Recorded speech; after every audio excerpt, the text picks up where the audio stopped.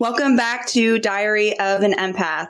Okay, so a few weeks ago, we did an episode on Is Dating Dead? I got so much amazing feedback from it, and we probably could have done that podcast for 2 hours, but we simply just didn't have the time. We needed to fit it into one episode. So today I want to do a part 2, but I want to talk about debunking some myths that maybe men think about women and what women think about men and some of the stigmas that go along with dating, relationships, and men versus women. So today's guest, I have Donna Gift. She's known for her unique dating comedy reels on TikTok. She's also an entrepreneur who teaches individuals how to grow their social media. I also have Jaymarie Carrasco. She's a fitness model, a competitor, a business owner, and an entrepreneur.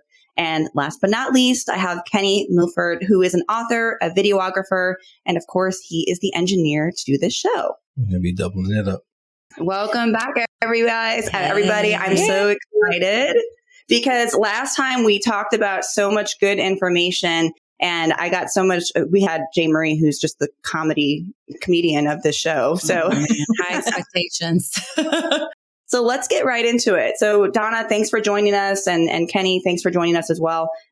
But does monogamy exist? That's what I want to know. Can people be monogamous to each other? Do people still stay with each other? I think if you're ugly, you're limited options. I'm just kidding. There's a whole relationship right now. There's a lot of relationships. So we would assume that monogamy does exist. I don't know if I believe it does. I know for me it does. So I want to think that there's people out there that are still monogamous to each other. But I'm losing hope. I don't know. I don't know if it exists anymore. I don't know. What do you think, Jaymarie?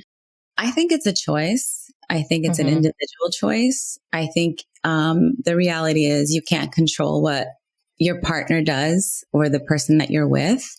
Yeah. So when it comes down to it, it's just holding yourself accountable to be monogamous in the relationship. And then obviously it's not simple.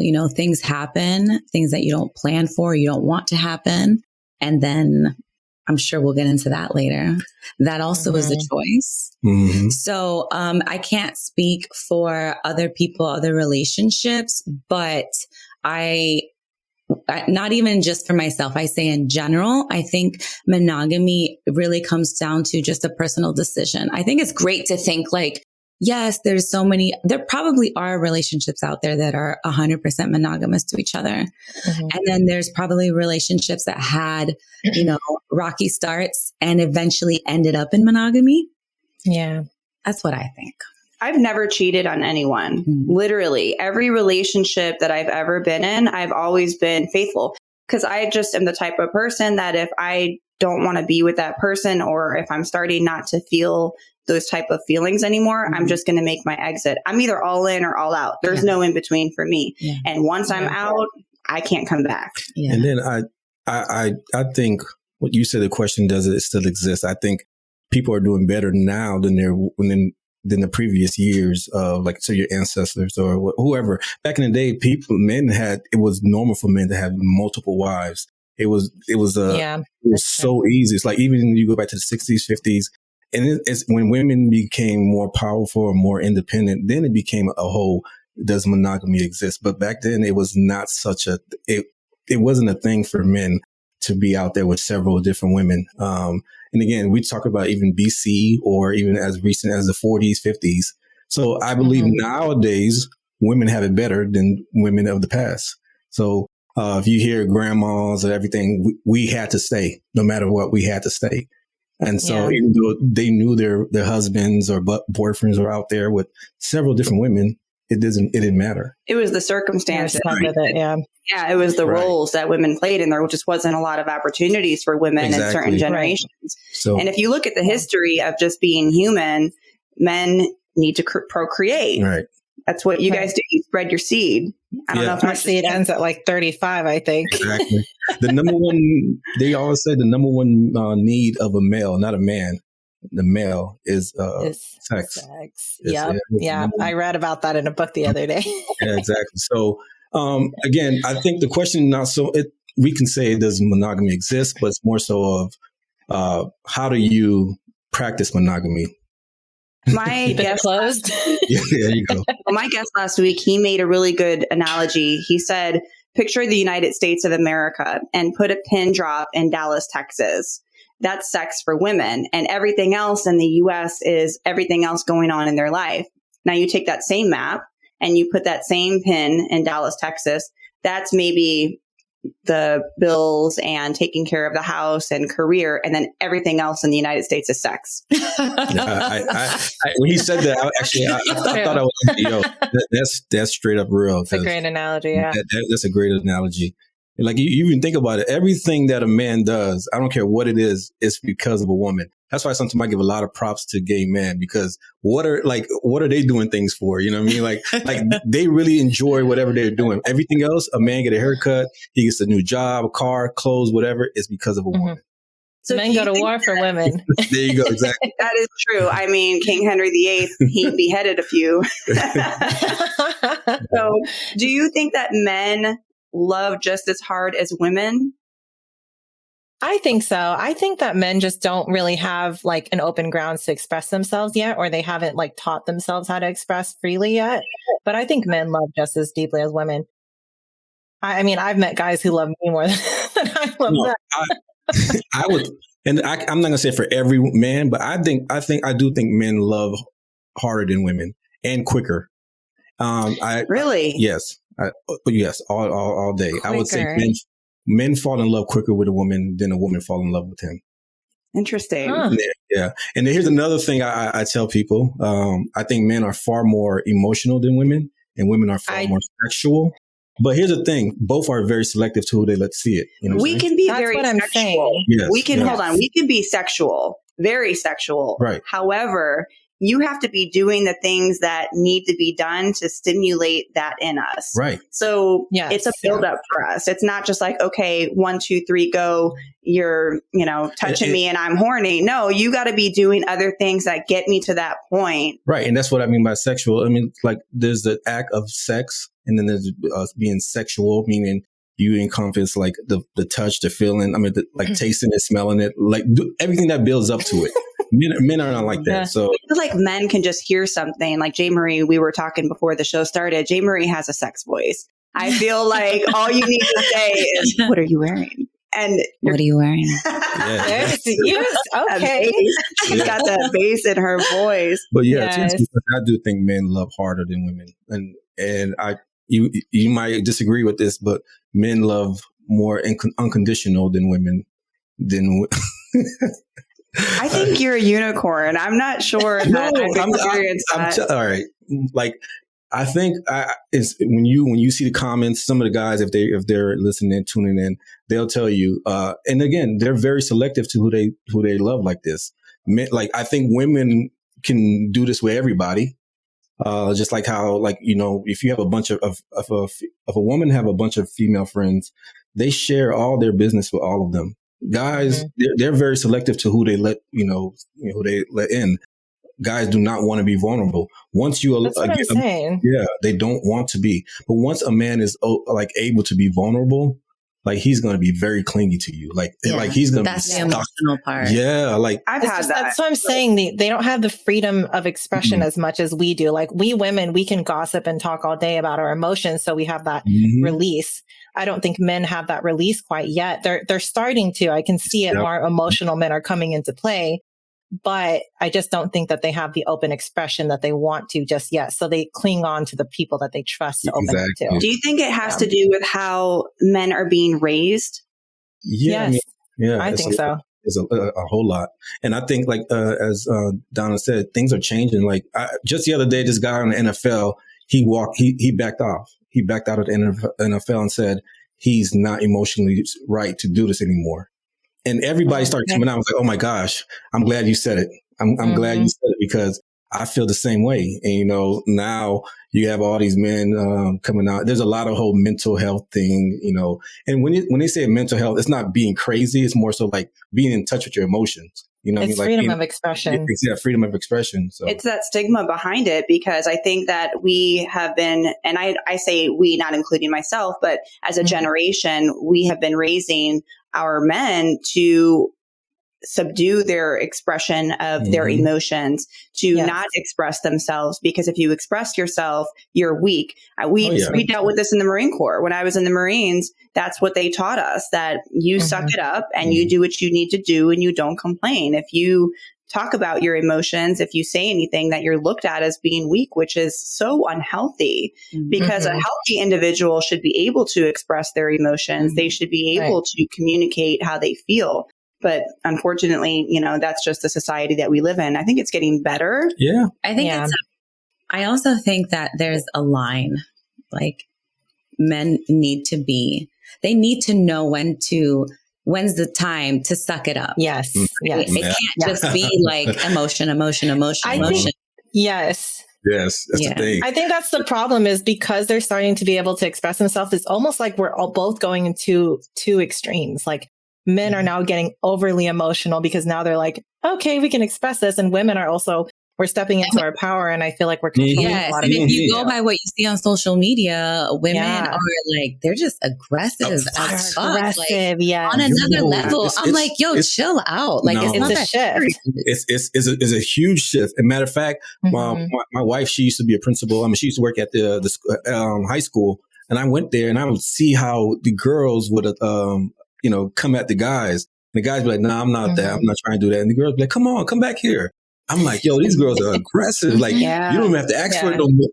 Yeah, I'm telling you. We're on two extremes. We talked about this the last episode, that women are part of the issue. It's not just men, but women are definitely more aggressive in this generation. I'm just like, damn, girl, pull it out. Do this. I watch some of the comments. The poor guys in their gray sweatpants, man. And people who have listened to this show know that's my future husband. That's my boo. And sometimes when he posts things, I look at the comments, him or who's the other Samoan guy? Oh, Jason Momoa. No, and then he's not Samoan. Roman Reigns, his cousin. Oh, okay. So I go on to the when he posts stuff on Instagram, and the stuff the girls are saying, I'm like, my God. So if that's what they're saying, like in the comments, what are they saying in the DM? Oh yeah, exactly. I got a friend of mine. He got engaged last year, and he's a trainer. I'm like a bodybuilder, all this stuff.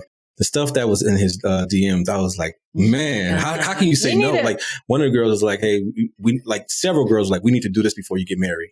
Like, we need to hurry up and get it out the way before you get married. Like, several, I'm talking about at least 15, 20 of them were like. Is that attractive to a man? I mean, I think it's an ego thing for him, to see some of this stuff. But does it depend on the man? Like, it depends on like in Spanish, you say se quiere aprovechar. Like, he wants to take advantage of that. So like, if there's a man that's like, hey, I'm going to take advantage, then maybe he would. Speaking of DMs, Donna, did you get any DMs during the last episode? Because I know the last time we were talking about how we tend to get a lot of guys from India that flood our DMs. And, I love my Indian followers, but some of y'all are really inappropriate. So aggressive. Did you get some new followers, Donna?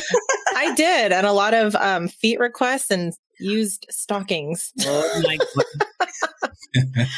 Listen, if you ever want to think about changing a career, now is the time to do it. Wait, stockings, you said? Yeah, I've had some people ask me to wear stockings for a week and sell it to them. I was like, excuse me, sir. For how much? I'm just curious. I didn't ask. I guess I should ask. I'll let you know next time. I'm just curious. I need to know if it's paying for those these days. Is there like a going rate? Can we negotiate the cost? That is insane. We have a stream of income. Well, I do know they were selling panties, like used panties for $18 a panty. What? Wow. That is not enough, I think. That is kind of low. I feel like my price would be higher. Well, because the underwear itself has to cost. Isn't that from the Orange is New Black? Is that really a thing? That's a real thing. That's a real thing. Oh, yeah, that's right. I forgot about that. Yeah, that's a real thing.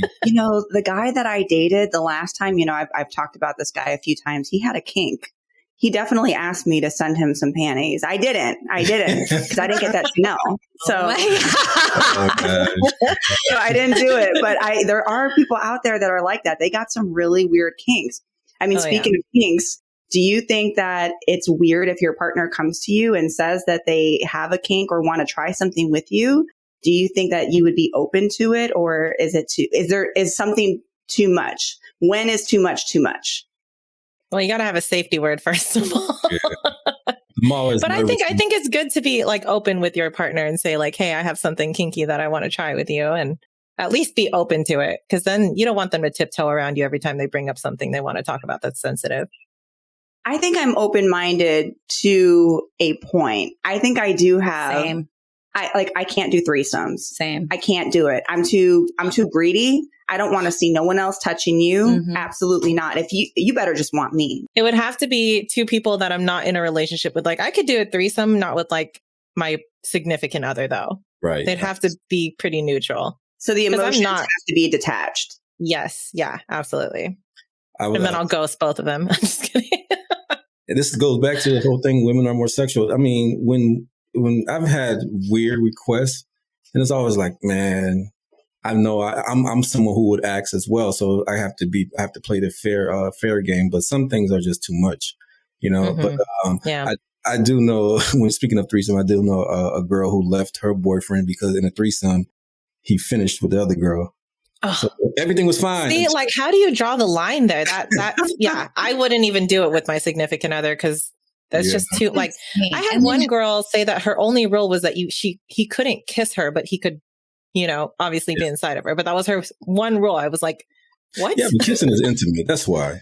So I think if you have a couple who, if you're okay with it, the other person's okay with it, you set up some ground rules or whatever the case is, and you set your boundaries and you guys are both respecting each other's boundaries, I think that is completely okay. And that's between you two. But I think that for me personally, I am a little bit more traditional in some senses. Don't get me wrong. I'm a very sexual person, but I can't involve myself with another person. I just personally cannot have a threesome. If you are my man, you are not touching another female. Hell to the hell no. I don't even want you. I wouldn't watch that. I don't. You're human, and I know men are gonna look, but you don't make it obvious. Don't do it in front of me. I better have your entire attention. I work hard to look the way that I look. I better be the entire time. You know what gets me? Like, honestly, like, and this is off on a tangent. My husband has, like, this is more like in the past, like, he likes the girls that look like J-Lo. I don't have that body. I have an athletic body. Are you kidding me? I'm like, you pretty much are J-Lo. I'm not shaped like her. I love my body, but I'm not shaped like her. And I used to tell him, you know, the thing is like, I can never give you that. So if that's what you like, but you chose me, I always feel like I don't satisfy you 100% when it comes to physical attraction. He's like, but you do. And I'm like, yeah, but you don't look at girls that look like my body. You look at girls that have, like, I don't give a shit. Like, if you look at a girl that has a pretty body, like, most of the time he's like, look at that girl's ass. And I'm like, holy shit, it's you. I mean, look at Drake, the girl who Drake was dating that has the 7 kids. And I mean, don't get me wrong. She's a beautiful woman, but her ass is like ridiculously huge manufactured. And I don't care. Do you? I don't even know who this guy is. Do you? But, you know, it's like, okay, well, what do men want? Do men care about cellulite, Kenny? Do they care about stretch marks? Well, listen, that's a good question. Yeah, you're talking to, like you said before, a different kind of guy. I don't care about stretch mark. Don't care about cellulites. As long as, can we curse and be Of course. As long as the pussy's good, I'm fine. No, I'm not like vulgar, you know what I'm saying? But anyway, this is my show. Listen. Right. Like I've had several conversations with men about this. Like, I've never been the one to be like, oh my gosh, her ankles are fat. Or she, you know, you still want someone to look attractive and have a decent body, but stretch marks, I think, and I would say I will say this.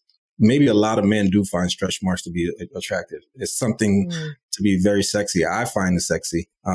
There are things I don't like on a woman, of course. It's like battle scars. you know, but stretch mark isn't one of them. I actually, if I went to a woman's house and her bathroom was disgusting, I'd probably leave before I saw her before I saw a stretch mark. Oh, that's 100%. I always check the microwave. Oh my God. I check the microwave. You do clean their microwave. And the side of the toilet, the bottom? The side and the shower. If we're going to have a guest over, automatically it should be microwave, shower, bathroom. Have it clean. It's just an automatic thing. You should always have it clean. But going back to the cellulite and all that, like I have stretch marks. I think most women, when they go through the growth spurt, they get the stretch marks right here. You know, just even if it's just a little bit. That's the only place I had them. There you go. Yeah, a little bit. I didn't have them after I had my kids, like nothing like that. But I also feel like I refuse to be ashamed or embarrassed about the things that I can't control. I refuse. You're not going to make me look like, you're not going to make me feel like I'm not beautiful because I have these things that I can't really change. I can't really change that, you know? Cellulite for me, that comes and goes depending on my body fat level, you know? And also that's another thing that I refuse to be embarrassed about. And I think for my husband personally, he's super attracted to my confidence. Like I'm a do me regardless. Like I always like, I like to look good. I like to take care of myself. I was like that before I met my husband. And I'm like that during. And then sometimes he's like, I wish like you didn't take so long to get ready. And I don't anymore. But back then I did because I was still managing kids and getting ready. And like, it was hard, but now I got it down to a science. And he's like, I love that you still, you know, like you go to the gym for you. You trying to stay fit for you. Like you do these things for you. And I was like, and you benefit. Exactly. You know, So I love that because I think that we live in a society where we are so hard on ourselves because of, I think what we see, we live in a filtered generation. Yeah. And it's not perfect. We all have our moments. I feel like we do a pretty good job of like, you know, trying to keep it real. But at the end of everything, like, you know, social media is mad fake. Like, you know, that, you know, people are only out here like showing like the best part of their life. And that's why I feel like highlight reel. I talked about this like at lunch. No, it was dinner. Like I just stopped posting as much like recently. Like I've just like started floating back away from social media. And then I'm like, and then I'll post a little bit more and then I float back. And then like, I'm just like, I do the same thing. And I've been focusing my social media more on my podcast, more in my business. And sometimes I'll get those DMs, please post a picture of yourself. And I'm like, yeah, when are you going to post a full body picture? When are you going to go back to posting pictures of yourself? Like, this is not what I'm branding myself of. I'm not a model. I'm not making money off of that. Right now, I'm focusing on my business. I'm focusing on my podcast. So, you know, to me, it's crazy that, you know, we have this generation of I have to look perfect or I have to look like this person. And so I stopped following people that didn't give me motivation. Same. If it makes me feel bad, I unfollow. If I don't get some type of knowledge, if I'm not getting motivation, or if I don't like the content, or if it makes me feel bad in any type of way, because we're all human, I just unfollow. I mentioned this on one of my previous shows about social media. Clean up your library. We have access to what we expose ourselves to. It's a library, and you can have a library full of junk, or you can have a library full of things that are going to motivate you. But, you know, people are human, and I understand that men are very visual, but it's really good to hear that a lot of men don't care about those things. I think it's just us. I think we get in our heads. Time, I think a lot of things that women are chasing, or they think that men want, is coming from another woman. The preference, these preferences are really coming from another woman. Now, are some men shallow like that? Yes, they are. Absolutely. Women too. Yeah. And so, but if you found a man and you took off your clothes and he said, you know what, baby, I can't do this. You have too much stretch mark. Then that's a red flag for him. He does not like women. I don't think anybody gonna turn down pussy and say you have too many stretch marks. I have never heard that. And I've had kids. I have them. We've, you know, especially for women who are curvier or who have had children. I want to see one girl who doesn't have a stretch mark, who has a kid, unless you just had some miraculous work done or you have genes of the gods. It's natural. So speaking of sex, does size matter? 100%. Look, let me just say I don't date male Asians. I'm just kidding. Oh, man.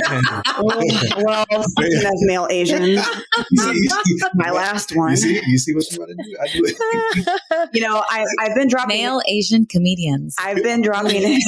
I've been dropping hints that we're CPAPs. Google search. Oh, man. I want my money back. I looked up CPAPs for sure after I still want my money back. I still do. I really hope that CPAP is doing a good job. Not too long ago, because I created a board game that's for dating and all this stuff. One of the questions I asked someone was, would you take a 5-inch for 25 minutes or 2-inch for, a 10-inch for 2 minutes? She's like, I'll take 2 minutes. I'm okay with 2 minutes. But like, is it really that serious? So I'm going to be honest with you. At one point, I would have said a that horse. Yeah. That's a lot. At one point, there has to be a stopping point. I have a visual right now in my head. I think at one point,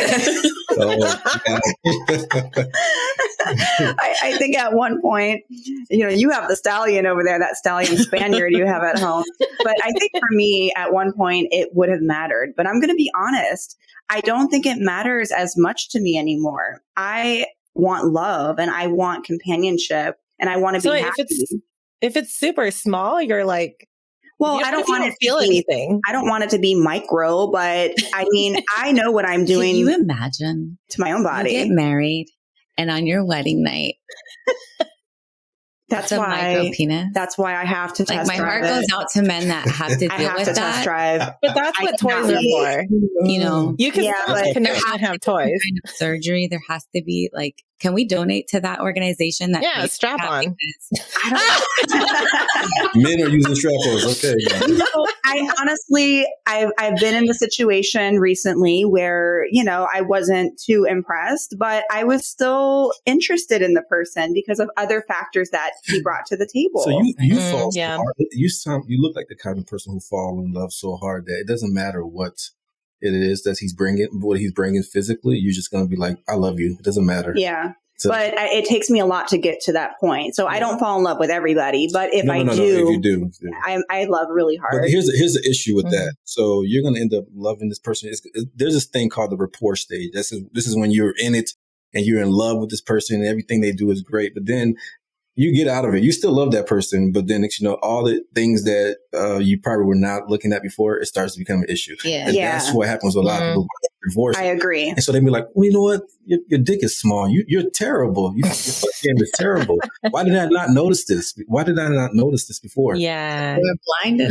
Yeah, and so I used to do that a lot when I was younger. I don't do that so much now, but I used to overlook a lot of things because of my feelings. And I'm like, okay, well, I can overlook this, but he brings this and this to the table, and I feel like this. Especially, I'm an empath, so for me, I have so much compassion with other people that I tend to overlook the things because I'm so understanding of maybe why they are the way that they are, or maybe this happened to them when they were younger, so therefore they're like this, and I'm like, oh, okay, and I will let it go.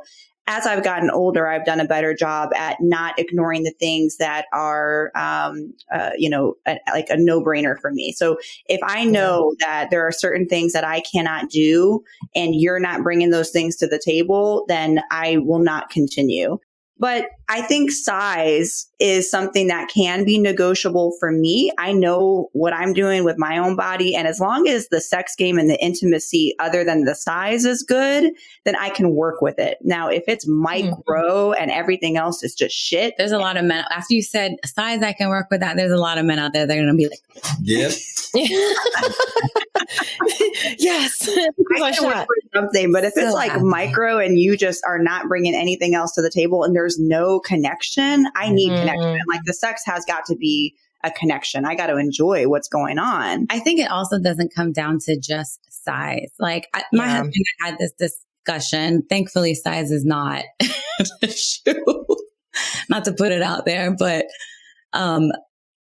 we had the discussion of like, we've never had a problem in the bedroom. That's one place that we've never, ever had an issue. You can have issues all over in your marriage. But I did talk to him about like, I feel like you think that perhaps like what worked on other women would work on me. And that takes away from getting to know my body, my responses, things that like, I'm not saying it doesn't feel good. I'm just saying like, take the time to pay attention to what I really react to and things that I'm just like, because if I don't like something, I might not verbalize it, but I won't move. right? I won't affirm. I won't just paying attention. Do you guys think we should? Do you think we should express ourselves and tell them when they're doing something wrong, or like if they could fix something, or do you think that would bruise our ego too much? Well, I guess we can ask you, Kenny. No, I think women should, and I used to, even back in college, I used to tell women, if a man is giving you bad sex, you need to tell him straight up, not only for yourself, but maybe it may not benefit you, but it might help someone in the past next to you.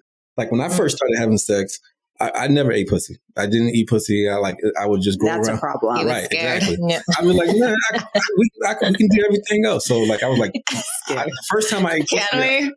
First time I ate pussy, I was like 22, 23 years old. And so I'm just kissing around the thighs, kissing everything just to get you wet. But then next thing you know, I do my thing. So after a while, I would cut you off and ghost you. That is ghosting.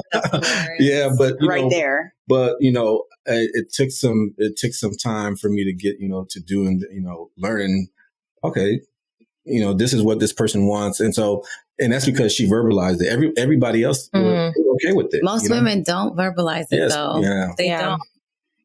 And you don't have to have bad sex to have better sex. Like you can be having good sex and still not understand the person's body enough to be like, and for me, especially with my husband, sex has evolved. It was great to begin with and it's banging now, but it's because we got comfortable with each other to really be able to like pay attention and listen and take ego out of it, for men, like some men, like having like good sex game is like, that's part of their, it's a personality trait, right? Not that they're literally going out and telling people, but it makes them feel good, So when I told my husband, I was like, of course I like what you do, but I feel like it could be more personalized for me. Like, I feel like you do I like that wording. You know what I'm saying? I feel like you do personalize it. Works on someone else and was great for them. And I'm not saying it's not good for me, but is it for me? Or are you just recycling that and his mind was blown. He's like, are you serious right now? My mind is blown. I can't believe you just said that. Because I think we want custom sex. I want to be customized. And let me tell you, it's better when it is. But and let's go back to what I was saying before, like women are far more sexual. And when I mean sexual, like it's a whole lot of stuff to sex. It's not just the penetration. And so for a lot of guys, it's like, okay, I just need to put my dick in and I'm good. They were trying to murder people. Right.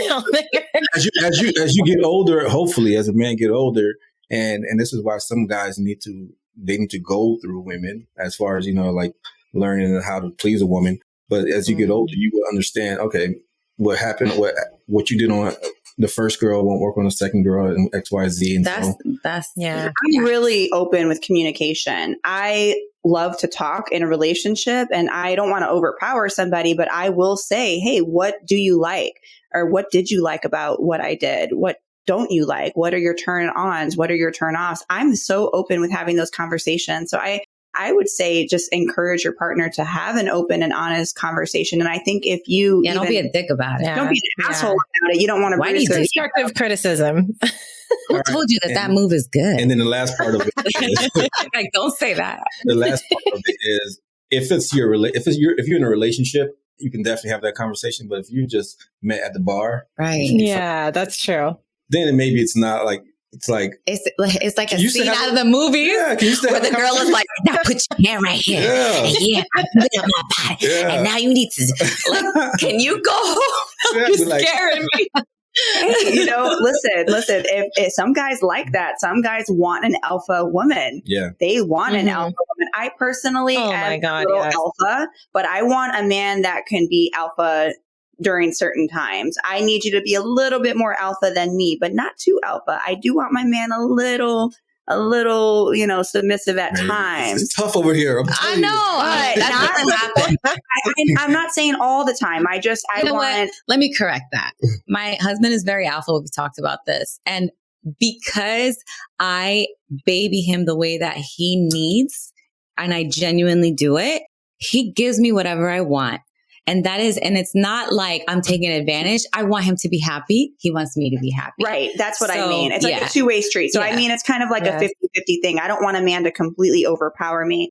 Could you date an alpha woman? Oh, my wife is the epitome of alpha woman. She's like, She's an attorney. She's everything. She is an epitome of an alpha woman. Now, here's the thing about that. A lot of people were like, oh, like she's tough. You know, she was a president of her, everywhere she's been the president of that organization or club or whatever. And so sounds like somebody I want to be friends with. Yeah, I love her. If you ever go to the state attorney's office, you'll see her. So, but one of the things that like about her, you know, she's not the same with she is with everybody that she's with me. So she's a little softer sometimes. Yeah, and so she'll. It has its place. Yeah, and it took a while for me to be having some like we still have these conversations sometimes, but I ask her a lot of questions, and that's because I really want to be good with her. I want to be with her. So even when we talk about right, and I care, right. So when we talk about even in the bedroom, like we were just going through the motions. Like we were having great sex and everything, but when we reached another point where, like I said before, it has to be more for women. It can't just be the same thing. No longer can you just like do the same thing you were doing before. And this is something I recognize. So now I'm asking questions like, what if, do you like this? Do you like that? Should I do that? Like, and when I'm saying that, then this, I'm like, should I clean the house for you and then you have better sex? Should I put gas in the car for you and then that'll make you like more horny? And I think when you're asking those questions, it's because there's feelings involved and you care about the person. It's but different. You're not wrong though. Right. You're not. Like those things. It's not like, sexy. Yeah. My husband needs to help out at home. Like honestly, like he was like, in Spanish, they say machismo in the way of like, that's what like men like, oh, well, you do this and I do that. Yeah. You know? He wasn't aggressive in that way, but that's how he learned. That's how I learned.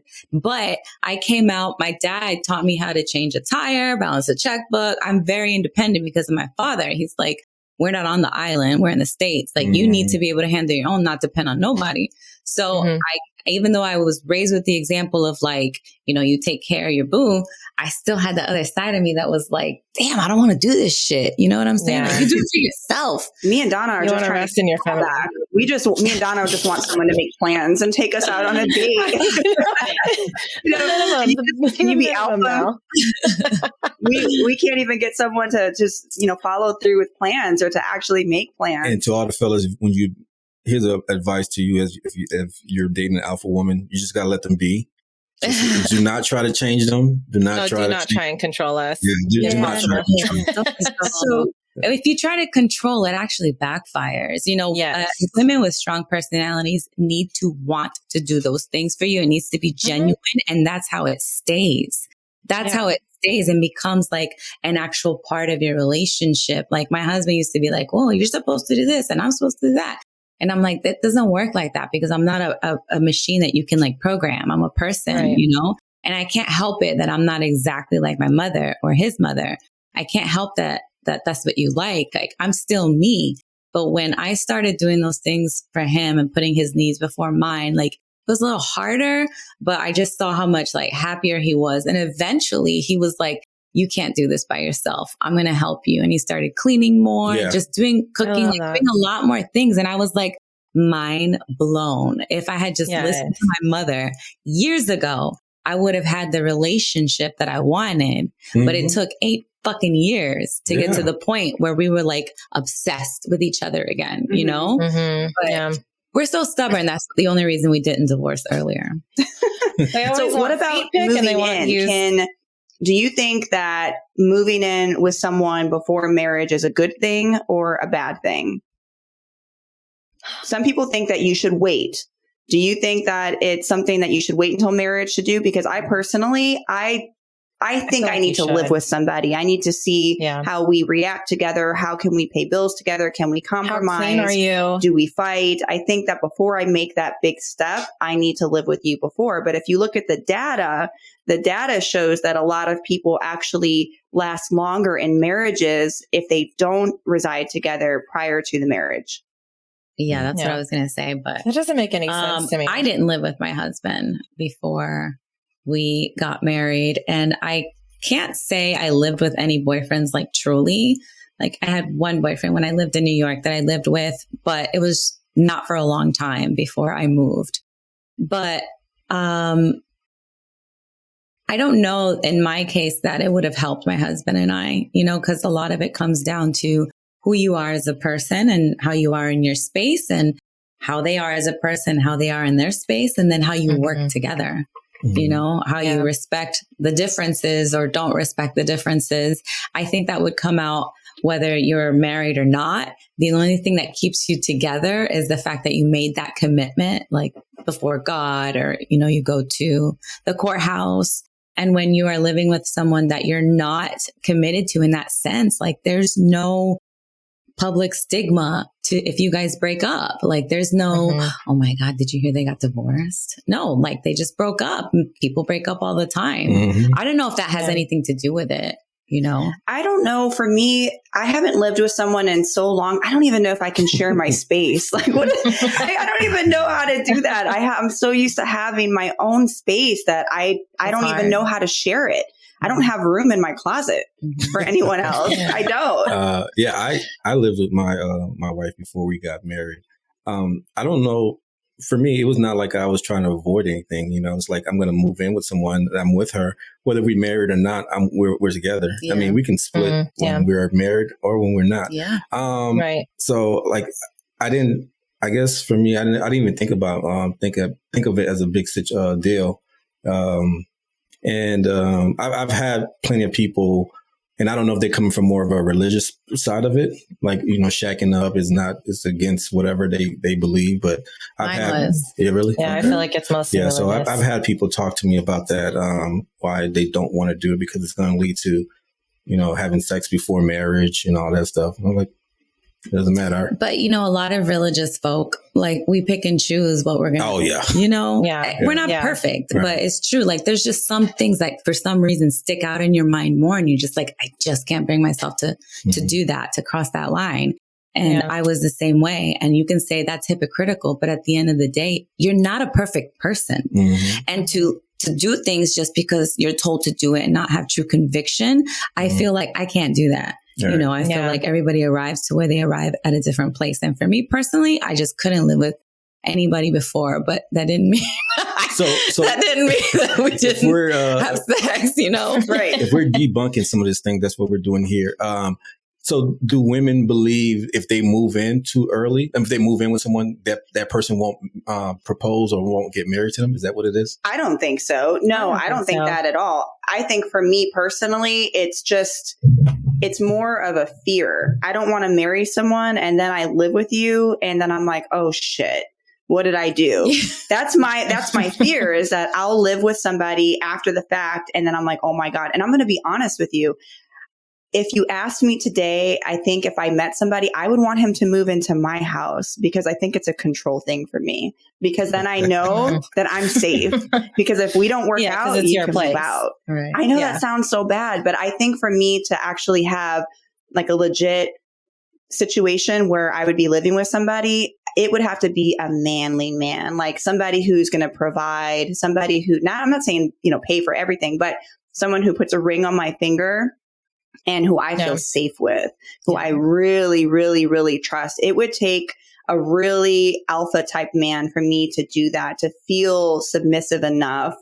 And I don't know if submissive is the right word, but for me to be comfortable in my divine feminine, to be able to trust that person to say, I'm okay with letting this go because I know that this is the person for me. And I have not come across that yet. So if you ask me now, I'm like, well, it's safer if you move in with me because then I have my house no matter what. You know, right now I don't have a lot of closet space for anybody. So you can have the guest room closet. I know that sounds bad, but when the time comes and if I meet that right person, I hope that my mind shifts. But right now I'm in that single person's mindset of only thinking about myself because that's all I have in my life. Yeah. What about pet peeves? What kind of pet peeves do you guys have, whether it's in relationships or dating? I'll go first. I don't like when men hold up fish in their dating profiles. I'll never understand that. Oh my God. I think it's so funny. All the memes that you see talk about, I'd never be attracted. I don't understand it. I will swipe left. Look at this fish right here. Look at this. Understand it. Yeah. And snoring. I can't do snoring. Oh shit. Oh, snoring. Yeah, I can't do snoring. I mean, if you need to wear your CPAP, I completely understand. But that's the benefits of not living with somebody. And then I married him. He's like, shit, you snore like a bear. Like he walked in and he was like, it sounded like, ah! Oh my God. I can't picture like, you I don't snoring believe like you. that. Really? Well, I have sleep apnea. So Well, you you have the need to CPAP? wear a CPAP. I You still gotta get have a CPAP. I need to buy it for We you. might have- Somebody to ask. I still haven't gotten the machine. I know where to get them from, apparently. Yeah, he's like, if I don't fall asleep before you, I can't sleep. And I was like, well. Ooh. Donna, what about you? Mm. What are your pet peeves? I guess snoring would be one of them. If they're too loud, where it's like they're yelling in my ear, I might push him. I don't know. I might push him off the bed. A little kick. Yeah, I feel A like little those gentle are nudge. little things, and those are, I guess I can maybe look past some of the stuff, but bigger pet peeves, of course, is lying, somebody not being genuine, somebody who's really boring. I can't stand a boring guy. You got to give me some excitement. I don't like pessimistic people, like women. Oh, Like, my yeah. gosh. gosh. So Negative like, people. you Or say- the people who treat service workers like shit. yeah, Oh, Like, my yes, that is a huge pet peeve. I I'm knew like, really? back in the day, I knew a girl. She was real cool, but she was very pessimistic about everything. So like if we're headed to a restaurant, this is not something that actually happened, but I'm giving an example. She would say, "Oh, it's going to be packed. We might well go somewhere else. We haven't even got there yet." Right. It was Yeah. it's going to be it's going to be a traffic. It's going to be something's bad going to happen tonight. We shouldn't even go there. Like it's everything. Oh, like wow. it gets tiring to hear negative comments all the time, and so. I'm a person who only wants to be surrounded by positivity, and so if anybody is pessimistic, I'm just like, no, I'm done. Yeah, we talked about that the last episode that we did when, you said men want women who are easy. Easy in the sense of that don't give them any grief, that don't give them any stress. Make life easier. Yeah. So we already Make know it simple. Yes, exactly. Yeah. Now, could you date someone that you weren't attracted to physically? Oof. Oh, no. How important is physical attraction? I want to hear. Men cannot do that. I don't think I can do it either, but there's other factors that will make me physically attracted to the person. See? If you can make me laugh, I will swoon. If you are somebody who is very attentive I know, hence my last situation. Yeah. If you are someone who is very attentive and there's just other factors that go into it, you may not be like my typical type, but you will turn into a very attractive person. So here's my question to that. I've asked that question to someone else, but how does that open the door for you? Like, for example, you see someone across the room, you can't say, "Oh my God, he's going to be a funny person." Right. So how do you physically open yourself to, like, if you're not, like, how do you open yourself to that person? I feel You like let them enter the friend zone. Okay. I think that the few times that it has happened to me, it's happened unplanned. Like this last situation, I didn't go into it saying, "Oh, I really want to, I really want to sleep with this person, or I really want to get into a situation where I like this person." I just was going to meet him. I had no plans on doing anything with him. And it just so happened that we had a connection and it moved from there. And I just started liking him, but I had no intentions on it. I've also met really, really, really attractive men who were fucking assholes. And I didn't like they were narcissists and then they became completely unattractive. So you're telling me if I send you jokes online, That's all. you're going to give me a chance? Knock, knock. Who's there? Oh, that's gonna be hilarious. Pictures of your feet. How much? I'm going to start asking. I may as well get something out of it. I think I'm going to get to the point where I'm tired of being the nice person. Like I'm tired of being the person who's always understanding. Maybe I should just say fuck it and make my money and find me a daddy. What'd you say about the spoons? There's a spoon analogy. There's a location. I'm not gonna name the spot, so they won't come after. Name the spot. Wait, what's the spoon? What? Well, it's a location, a restaurant in Orlando. It's rumored that if you go there and you, I don't know if it's happy hour or any time, but if you turn your spoon upside down, they know you're. So the hump of the spoon is up like this. Yes, exactly. Wait, So what? it means that you're looking for a sugar daddy. Yeah, you're open to it. You're open to it. I need to Some of these Which restaurant? And how many money. spoons do I need? Kind of like we're doing the next one in person. What is it called? Hillstone? Me and Jaymarie are trying to go there for dinner, so I'll make sure I have my spoon face down tonight, and I'll Mine let will you be know. face up. I'll let you know. I married my Fly dad. out. I'll fly out. Let's gather the spoons. At this point, I'm like, I'm married my sugar daddy. I may as well get something out of this. I'm just saying, like, I give women props all the time because I know if I was a woman, I'd be selling pussy or doing something. That is men always say that shit. But not selling. They're always like, okay, no. If I was a woman, I'd be fucking everything. well, not selling pussy in the sense of like literally giving, but there are the stuff that I'm seeing these men are willing to give a woman just for their time.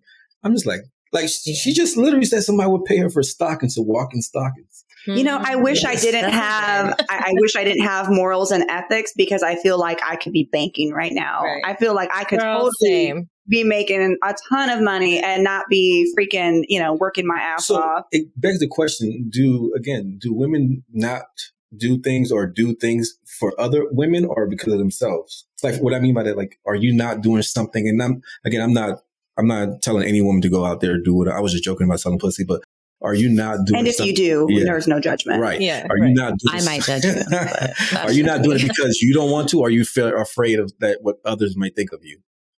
I think it's me. Okay. I don't think it's of what other people would think about me. I have such a strong ethical and moral inert mindset that even if no one's looking and if I feel it's wrong, I won't do it. Gotcha. So to me, it doesn't matter who sees me and who doesn't. And I don't know if that was instilled in me because of the military or if it's just how I am as a person. But if I feel it's wrong, I will advocate. I don't care who's looking, who's seeing. I just won't do it. And also, I'm a little bit, I'm more of a spiritual person. So I feel like there's karma attached with that.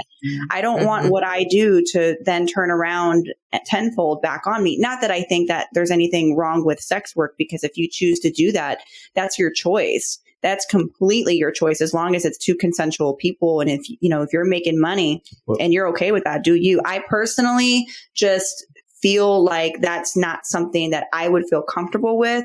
And so if I can wake up every day and say, I love what I do, this is part of my purpose, and selling my pictures of my feet online, I don't think would align with that purpose. So unfortunately, I don't think that that's something I could do. But do I think about it? Do I second guess what I do now and think about the money that I could make? Hell yeah. Do I think about it, doing it sometimes? Have I thought about doing it? Hell yeah. I'd be lying if I told you different, but I haven't done it. But you're talking about platforms. You're not talking about, like, he literally said, sell a pussy. Yeah. No. Again, I said, I'm just You're kidding. talking about, like, I'm talking about like platforms like, what's that platform called? Like OnlyFans. Right. She was yeah. So again, I was just joking about selling pussy, but as far as OnlyFans, if I was a woman, I would find a gimmick and put myself on OnlyFans. Like, there's a girl. I'll open an account and you can watch me wash dishes. There you go. There is someone out there. Yeah. There's a lady someone out there that was like, damn, she really know how to wash them dishes. That's what I consider selling. Not like physically. Like, you can, like, there's a girl who plays video game with her. Like, she have no shirt on, or maybe she has a shirt with no bra on. She plays video games for hours and. Ching, ching, ching, Donna, ching. What we say, the naked podcast. I'm a touch streamer. Donna, I feel like you can make tons of money doing that, because I know Donna. I just started, girl. It's easy peasy. I've literally like live streamed, and all I did was work, and people are sending me money. I'm like, okay. Exactly. What am I doing wrong? So the last episode, if you guys didn't tune into the YouTube, if you go to the YouTube channel, I was wearing a tube top, and because of the way that Kenny had the video on me, it looked like I was wearing no shirt. So I got a lot of messages asking me, were you naked on that podcast? And I'm like, maybe this is a thing that I need to do to get a naked podcast, or change the name of the show. People tune in and they listen. Naked podcast. Blew up out of nowhere. I don't know why. I have no idea. Listen, I have a plan, so side note. So the guy that ghosted me, I know I've talked about this more than once, but I think what I'm going to do is, if him and the girlfriend break up, I think I'm going to ask her to be a guest on my podcast. Oh my God. Oh my God. Wait, are you going to inform her of your past relations first? Or are you going to, okay. I'm going to wait patiently and then ask her if she wants to be a guest. Is that petty? No, not at all. No. I think petty. Would you guys tune into that show? Yeah, with the popcorn? Absolutely. Then The title, that'd be the best thing. I'll think of that one. There you go. So how much is too much petty? What do you consider petty? And do you think that, like, I don't know, I struggle with that sometimes because, of course, I have that old side of me. I'm from Chicago, and I got that side of me that is like, ooh, what I can do right now. But then I have that mature side of me that's like, nope, it's not worth your energy. Don't do it. So is a little bit of petty healthy? I don't know. I like healthy. I don't think being petty. Like, I think I can be petty, but I've never really had to go that far. Like, I don't think there's an in between. Either you're going to be all the way or none at all. Yeah. I had my petty moments, but I wouldn't say that that's anything recent. Like, I'm very conscious of the things that I think and the things that I do, especially the older I get. And I think also when you have kids, you have to be an actual living example. You can't just fake the funk. Exactly. So I think before kids, definitely I had my petty moments because I'm a Scorpio. So we kind of known her for being vicious. You guys are dangerous. I dated a Scorpio man. Oh, I don't know how the Scorpio men are, but I know that for like the women, like there was some things in the description of a Scorpio that I was like, that's just not me. But then there's some things that hit. But as I got older, I was like, I don't want to be that person. And I made a conscious effort to let go of things that, were meant to hold me down. And it took literal years. And I think pettiness was one of them. I don't think I'm a very petty person. I think pettiness hurts you in the long run, ultimately, because it's like you absorb yourself in that energy and you put yourself in that space. So even if it like is satisfying temporarily in the long run, it's like that toxicity that's like lasting in your heart, And it leaves you subjective to what other people say or do.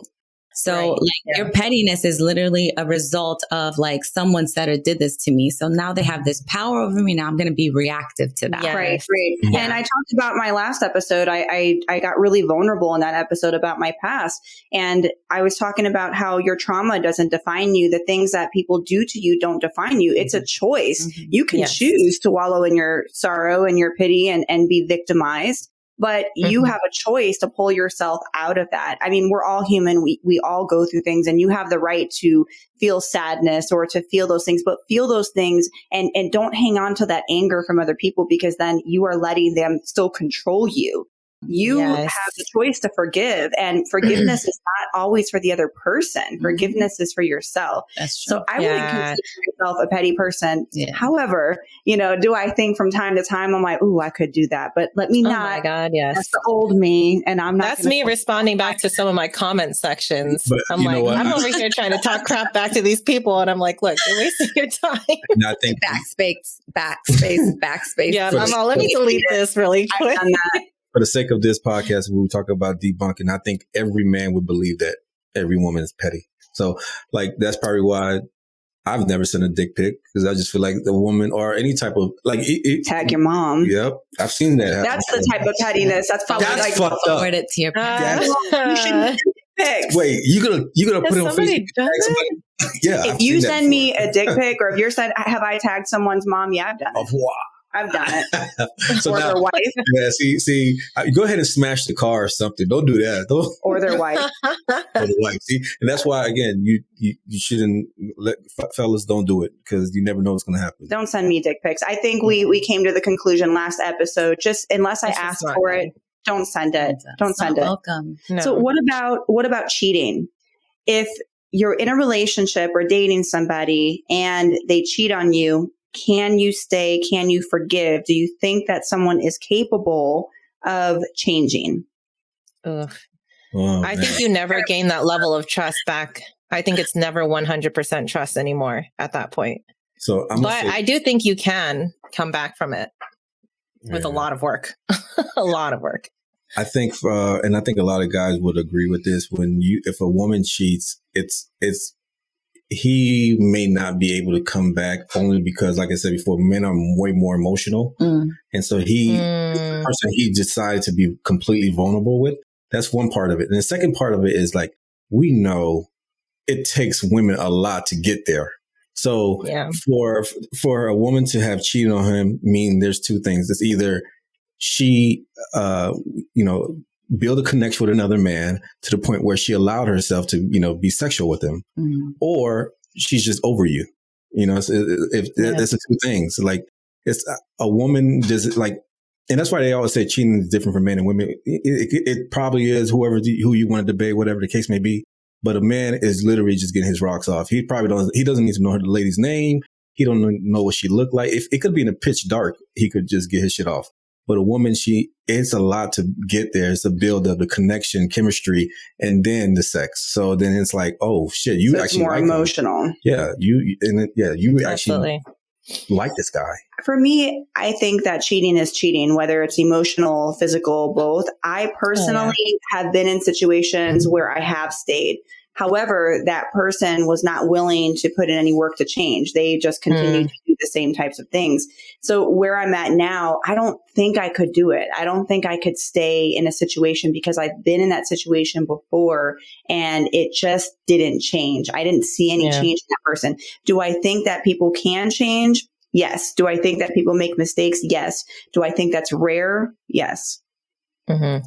Yeah. I think, so I've been in relationships in the past where I heard rumors of cheating, but I never was able to confirm it. So I didn't leave because, how do you know for sure? Yeah. But when you're married and you have kids, I think it just the stakes go up, and not in the sense of oh, I'm leaving you. You cheated on me. We have kids. I'm leaving. It's actually, for most women, it's the opposite.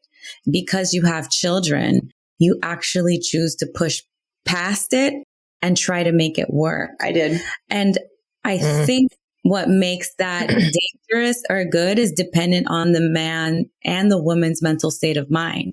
If the man never truly learns his lesson, never changes, never accepts that is harmful and detrimental, not just to him, but to the relationship with his wife and his children, then, that's someplace if you don't learn your lesson, you're bound to repeat it. It's only a matter of time. You're just buying time at this point.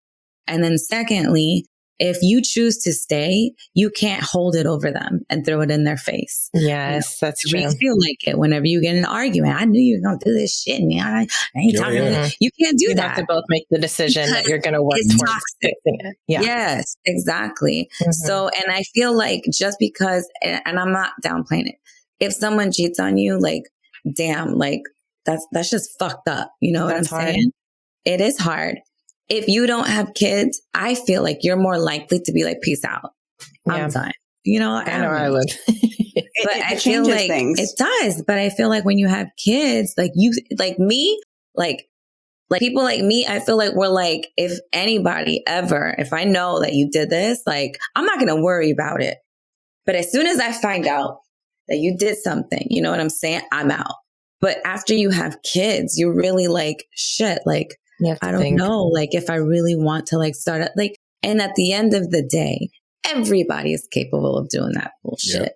Yep. You could marry someone new and they could still do that shit to you. I mean, look at J-Lo. J-Lo got cheated on multiple times and I still don't understand that. And she's a beautiful woman. Beyonce got cheated on. So it's Halle Berry. Remember Halle Berry? Listen, the finest woman you can think of, a man would be with her and she becomes regular right away. It does the novelty wears off. Yeah. It's only she's only fine to everybody else. Right. See, that's why I'm does monogamy still exist? Because I want someone monogamous. I am convinced that my husband is not American. I need to find somebody out of this country that has really traditional. You really need to look around because only in America really is that this is happening. If you look at other cultures, either Indian, African, European, they have multiple ladies. Maybe I need to go to Ireland. There's just not a lot of women like me. Donna, what's your background, by the way? Me, I'm Filipino. Okay. So you're in Filipino, I'm sure. I don't know too much about them. If you look around, in parts of Africa, a woman she can get slapped for asking about him having another woman. So does monogamy just not exist anymore? Is that the conclusion that we're coming to? It's just that rare. I think it's just rare. I think it still exists. I think it's in 2021, we are coming to monogamy. People are trying to become more monogamous because, again, as I said before, like if you go as far as back as any time in history, monogamy was not really a thing. So nowadays, we are trying to do what people in the past could not really do. So what do men want in relationships? And then I'm going to ask, Jaymarie and Donna, what is it that women want? I really, before we close out, I really want my audience to get an idea of the mindset of men and women. What is it that men want in a relationship? And what do you think it takes for a man to stay in a relationship and not venture off or cheat or do anything? Is that up to the man's character? Is that subjective, or is that the situation and the woman that he's with? Yeah, again, I don't think it's going to take, it all depends on the man. There's nothing that a woman could actually do that would stop a man from doing what he wants to do. Now, the thing is, I believe most men want to be able to be vulnerable with the woman. And it's so many times I get from my male friends, they don't care to have sex with their wives, or they don't see their wives as a sexual person. That's their friend. That's their emotional support. That's their financial support. That's their supporter. But that's why they find regular girls out there just so they can, another girl out there they can get their rocks off with, and then come back. That it's to weird. me is crazy because I want to be both. Yeah. I want to be both. Yeah. Now, I want you to look at me as a sexual person. Yeah. I want you to desire me. Right. Yeah.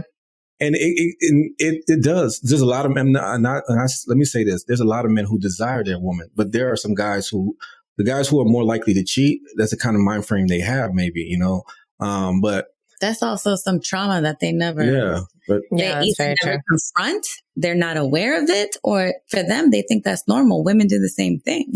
I remember when I got married, this guy told me, he's an older man. He said, at some point, it becomes like women are like, they're trying to find a husband to experience all this sexual stuff with, live that life with, and men are over the whole sexual life and they're trying to just be settled in.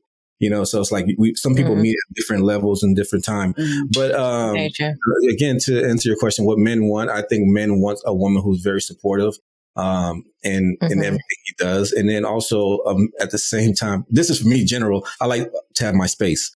I want to be able to have my own space at some time. I don't want to be doing everything with you.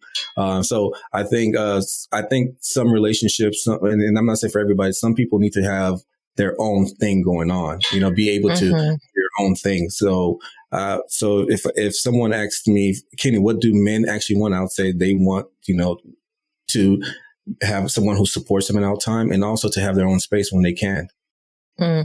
My husband would say the same thing, probably. It's so funny because the other day I asked him, what do you miss most about being single?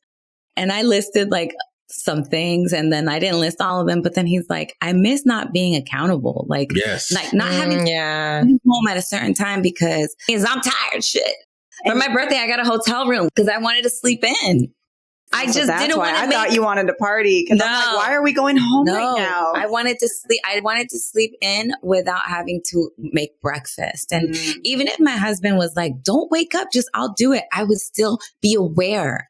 You know what I'm saying? Because I know they're in the other room. I would still be aware, and my mind would be like, I should get out there and help. And that's crazy because I'm so used to being so independent and just by myself because my daughter's 13 and she is very, very self-sufficient.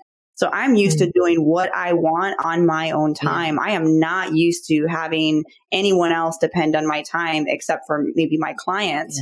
But I know Donna can probably, jump in on this too, because being single, that's probably the one thing that I enjoy about being single.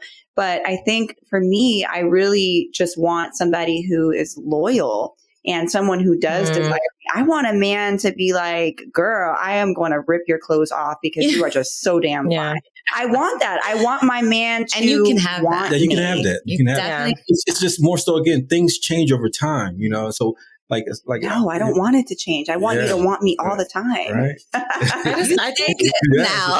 Exactly. Well, I just want to be desired and respected and somebody who actually takes the time to get to know me. But I think that what women want is simple. We just want somebody to respect us, somebody who respects our time, who respects our mind, someone who desires us physically, and who puts us on a pedestal. I really don't think that's too much to ask for. I think women are pretty simple. I want a partner. I think it all... Sorry, go ahead. Oh, sorry. I just realized I never answered the question. I just gave I want a partner, which I have now, and I didn't have for a long time. We weren't partners to each other.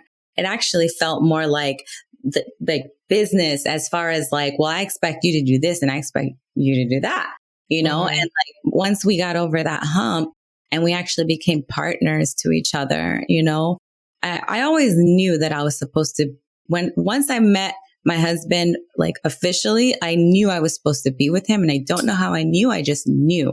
So when we were having our difficulties for all those years, I was holding out for that feeling that I had gotten in the beginning where I knew, you know, and I can't explain it, but it was a thought.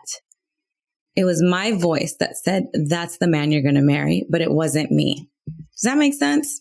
I didn't say that to myself. It's your higher self. But it was literally a voice that was like, I was showing his picture to my friend. I was like, look at him. He too fine. You know, he's not faithful. You know, he ain't faithful to nobody with his fine ass. But I was like, no, I'm not going to talk to him because he was trying to like talk to me.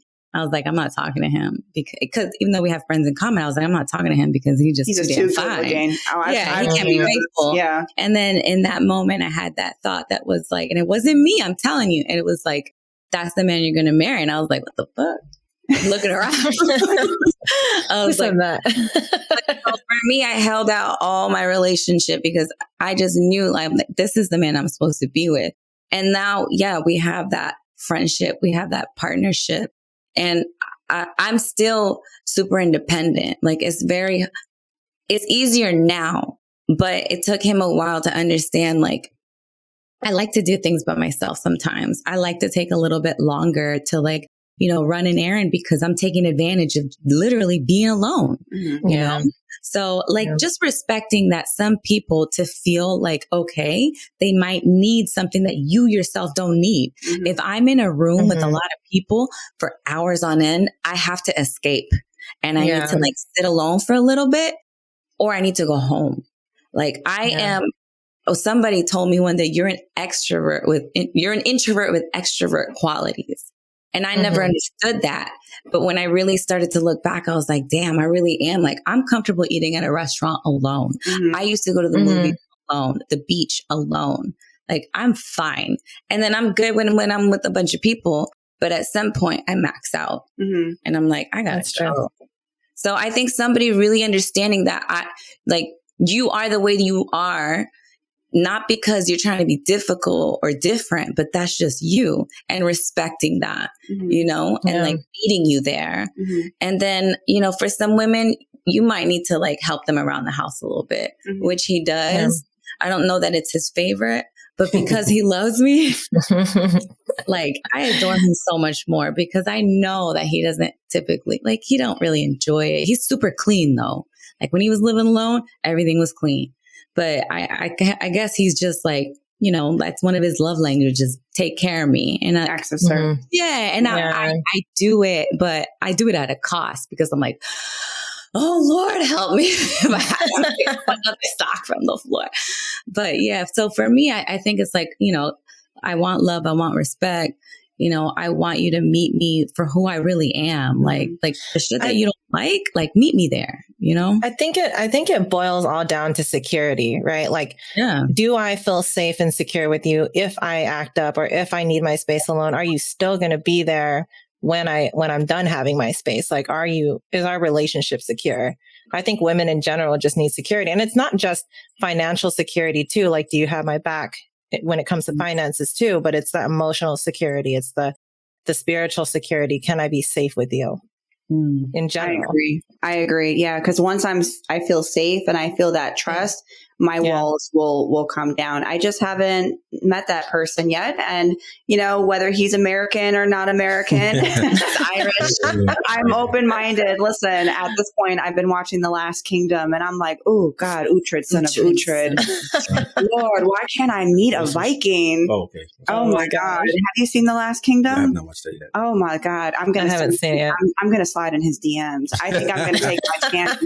He's beautiful. He's good looking. Beautiful. Man. I think it's his the way his character. Is it red hair? Because he's got dark hair. He's just so manly. What's that show that was out? It was like an English theme, old school theme, and it was the black guy and the white girl, and they got together. And then they took him off after that first season. I have no idea. I feel like that's all the Netflix shows. It was just on about a year and a half ago, 2 years. Oh, it was the modern show. What you guys know what she's talking about? It was on Netflix. It was like Netflix. The most popular show. About, what's it? The lady show, the Scandal Lady. Shonda Rhimes show. I know what you're talking about. Though. Yeah, it is her show, and they wrote the main character off. Okay, and everybody was pissed that he got written off because he was a sexy character. I stopped watching it because of that. I don't know if I want to watch it now. I loved his character. I loved the way he portrayed himself and how he was. And then I watched him in interviews, and I was like, "And we're done." Not the same because you're not him. So no more. Not the same. And that just goes to show you personality makes a difference because I can see somebody in a show. So in The Last Kingdom, I was like, just shh, don't say anything. One of the guys that is his partner in crime in the show, who I think it's in season 4, he's got a beard. And then I'm like, let me see what his Instagram looks like. Mm-hmm. And I saw his Instagram without the beard. I was like, oh, wow, that was not the same person that you were in the show. Beard is like makeup. It is makeup. Men. It's like a wig for men. A hat and beard is literally like makeup. It really is. It changed everything. And I was like, oh, never mind. You're not attractive anymore. It's not. Gotta have that facial hair. This is the petty part. So there it is. It's true. I'm sorry. Like if you have a beard coming into the relationship and then you all of a sudden shave it and you look like a different person, that's going to be that's going to be I wonder if that's how men feel when we wipe off all our makeup if we look completely different. Listen, men they have to deal with that. That's they do have to do Well, imagine you only seeing your wife with makeup on, never seeing her without, not saying that we don't look beautiful without makeup, but some girls look totally different. Cause I've seen, have you seen some of those Thai girls that put the clay and they do, and they look like sorcery. Oh yeah. The Decepticons. Transformers. We used to call them that. Oh my God. Wait, is that a different show? The Power Rangers? No, that's the Transformers. Transformers. Oh, okay. I don't know why I'm thinking about the Power Rangers. Yeah. But it is a little deceptive. I remember my mom, side note, my mom dated this guy a long time ago when I was a kid. And I remember we moved in, all his family, his kids, and then us. And my mom ended up breaking up with him. And I remember years later asking her whatever happened to that relationship. And she said, well, I discovered why he was taking so long in the bathroom. Well, I walked in on him one day and he was putting on his toupee. And she's like, I just couldn't do it. I couldn't do it because he had, he had this little bald spot. I was like, oh, she's like, I just couldn't do it. And so she didn't know he had he was wearing a toupee the whole time. Yeah. Don't you got to glue on a toupee? Glue it on every day. Every day. But they have the entire wig. Men are they're going bald so they could put this wig on. It lasts about 3 weeks. Wow. I'm not even mad at men because, I mean, you guys can't see, but I got my little ponytail extension in. Women do it too, but I think it's hard for men. I get it, but I don't know. I could definitely date a bald guy, but just shave your head. Yeah. Just shave it. Don't wear a toupee. Just shave it off. Yeah. So if it's blatantly obvious, there's a point where you just gotta cut it, man. Exactly. I mean, I think if I've learned anything though from today's episode is that, some of the stigmas are not necessarily true. And I think we create some stigmas for ourselves sometimes, and I really, really love that when you brought up how, men really don't care about the physical aspects maybe as much as us as women do.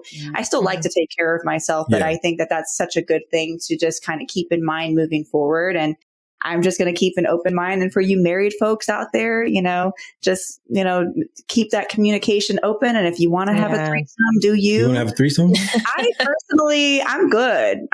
No, okay. Let me ask you this. All three of you. Well, not you really, but if a couple asked you to be part of their threesome, is that the same thing? Would you say no? I'm good. So I recently on my birthday, I'm curious. I went out to a restaurant and had my fun. And then my friend invited me to an after party. Well, that after party, I started putting the dots together because it went from everyone just hanging out to really changing really quick. And everyone's like, are you going? I'm like, going where? A sex dungeon. I'm like, the sex dungeon. And it was a real thing. So it turns out it was a swingers party and I was the newbie. I was the new me. So everybody was like, oh, so what are you doing? What is it? And I had no idea. I just started putting dots together because one of the girls was telling the guys like, oh, get in the hot tub. And he's like, oh, no, I don't have my bathing suit thing with me. And she's like, that's okay. And he's like, no, Carice ain't ready for that. And she's like, I'm ready. I'm ready for what? And I'm like, what is going on here? And I'm like, I don't want to be tricked into it. I don't have a bikini. He's like, oh, I got plenty of bikinis in the back. They're all clean. I'm like, why does this guy just have random bikinis? And I'm like, yeah, no, I'm good. That's good. I'm good. I'll pass. I definitely don't want to be part of that. Oh yeah. So I'm like, even if you're single? No, even if I'm single, no, hell no. Yeah, am I the bad one for saying I'm curious? I'm just well, that's just you. No, if I'm honest, I've been there, done that. I've been there, done it. I've had my exploring. I've been curious. I've done my thing. I've had my fun. It's just not where I'm at right now in my life. And no, I'm good. It just depends. It just depends where you're at. Then asked me and those three of us. He asked us to have fuck his wife. This was when I was like 26 years old. He asked us would we fuck his wife, and oh my gosh, one of them did, but I just couldn't do it. Hey, there's an actual term for these. Apparently, if you let a man enter into like a couple, he is a bull, and if a woman enters into the couple, they're unicorns. I did not know this. Somebody told me. I guess like pineapples are like it's like a thing. It's like the symbol of swingers. Fruit? Yeah, pineapple. Pineapple is a symbol of sex. Well, a sexy pineapple. Tonight I'm going to put my spoon face down. I'll let you guys know. Oh my God. And then also here's another thing. This is random talk. You guys are talking about actors. One of the guys who's going to be in my series named Joel Rush. You know who that is? Never heard of him. Okay. No. Well, I'll show you him. If you're attracted to him, let me know. Okay. All right. Listen, I need all the help. I'm going to link all of their social medias and their websites so you guys can follow. So thank you guys once again for being on the show. I appreciate you as always. Lots of laughs. And thanks for everyone who's been tuning in. If you like this episode, make sure that you rate and subscribe, especially if you're listening on Apple. If there's anyone that you think will resonate with the episode, share it with them. It helps the podcast grow. I read globally and in the top 300 under health and fitness in the US. So it's doing amazing. And it's because of the listeners like you who are tuning in to each and every episode. So thank you. And until the next episode, see you on the next episode of Diary of an Empath.